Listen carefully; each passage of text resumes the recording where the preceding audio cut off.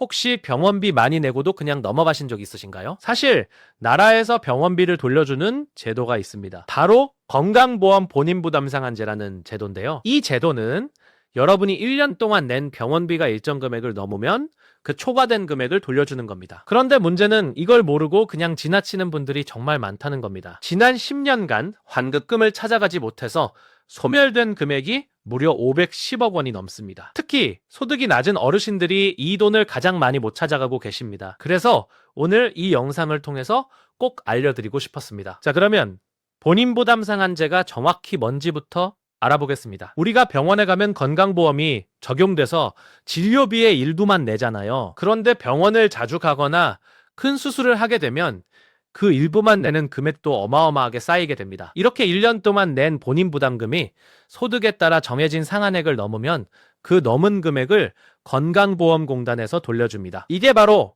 본인 부담 상한제입니다. 그러면 상한액이 얼마인지가 중요하겠죠? 상한액은 소득 수준에 따라 10개의 구간으로 나누어져 있습니다. 소득이 가장 낮은 1분위는 상한액이 89만 원입니다. 이 분위에 해당하시는 분은 1년 동안 병원비 본인 부담금이 89만 원을 넘으면 초과 금액을 환급받으실 수 있는 겁니다. 이 분위부터 5분위까지는 상한액이 89만 원에서 437만 원 사이입니다. 그리고 소득이 가장 높은 10분위는 상한액이 826만 원입니다. 소득이 낮을수록 상한액이 낮으니까 돌려받을 수 있는 금액이 더 많아지는 구조입니다. 실제로 환급 대상자의 약 90%가 소득 하위 50%에 해당합니다. 1인당 평균 환급금이 약 131만 원이나 됩니다. 130만 원이면 적은 돈이 아니잖아요. 그런데 이 돈을 안 찾아가면 어떻게 될까요? 3년이 지나면 소멸시효가 완성돼서 영원히 받을 수 없게 됩니다. 실제로 지난 10년간 510억 원이 넘는 환급금이 이렇게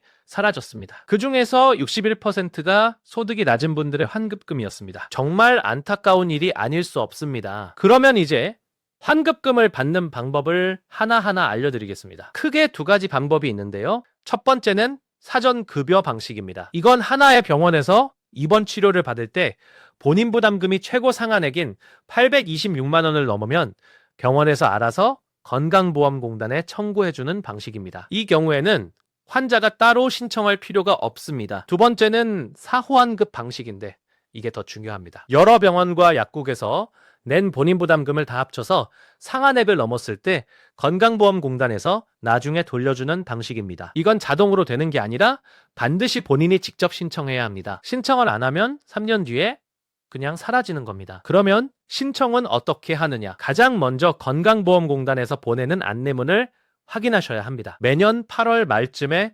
대상자에게 우편으로 안내문과 신청서가 발송됩니다. 이 안내문을 받으셨다면 축하드립니다. 환급 대상자이신 겁니다. 하지만 안내문을 못 받으셨더라도 직접 확인해 보실 수 있습니다. 신청 방법은 4가지가 있습니다. 첫 번째, 건강보험공단 홈페이지에서 온라인으로 신청하는 방법입니다. 홈페이지에 접속해서 로그인하신 다음 민원 신청해서 환급금 조회를 누르시면 됩니다. 두 번째, 더건강보험 앱을 이용하는 방법입니다. 스마트폰에서 더건강보험 앱을 다운받으시고 본인 인증 후 환급금 신청 메뉴를 찾으시면 됩니다. 세 번째, 전화로 신청하는 방법입니다. 건강보험공단 고객센터 1577-1000번으로 전화하시면 상담원이 친절하게 안내해 줍니다. 전화가 어려우신 분들은 가까운 건강보험공단 지사에 직접 방문하시는 4번째 방법도 있습니다. 지사에 가실 때는 신분증만 가져가시면 됩니다. 여기서 꿀팁을 하나 알려드리겠습니다. 지급동의 계좌를 미리 등록해 두시면 다음번부터는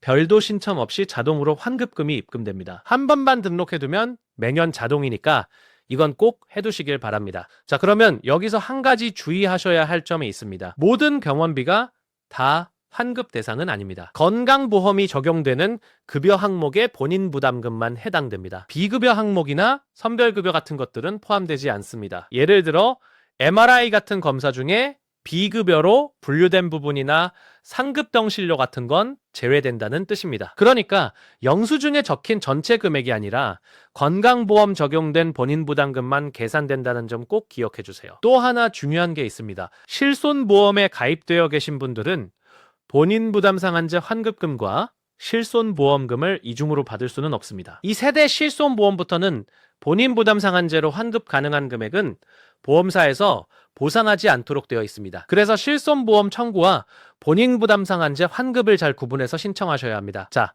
이제 정리를 해보겠습니다. 본인 부담 상한제는 1년 동안 낸 병원비 본인 부담금이 소득별 상한액을 넘으면 초과분을 돌려주는 제도입니다. 소득이 낮을수록 상한액이 낮으니까 환급받을 확률이 높습니다. 사후 환급은 반드시 본인이 직접 신청해야 하고 3년 안에 안 하면 소멸됩니다. 온라인 앱, 전화, 방문 이렇게 4가지 방법으로 신청 가능합니다. 그리고 지급동의 계좌를 등록하면 다음부터 자동 환급됩니다. 혹시 주변에 병원에 자주 다니시는 어르신이 계시다면 이 영상을 꼭 보여드리세요. 모르면 못 받는 돈, 알면 반드시 받을 수 있는 돈입니다. 오늘 영상이 도움이 되셨다면 좋아요와 구독 부탁드립니다. 다음에도 여러분의 지갑을 지켜드리는 유익한 정보로 찾아오겠습니다.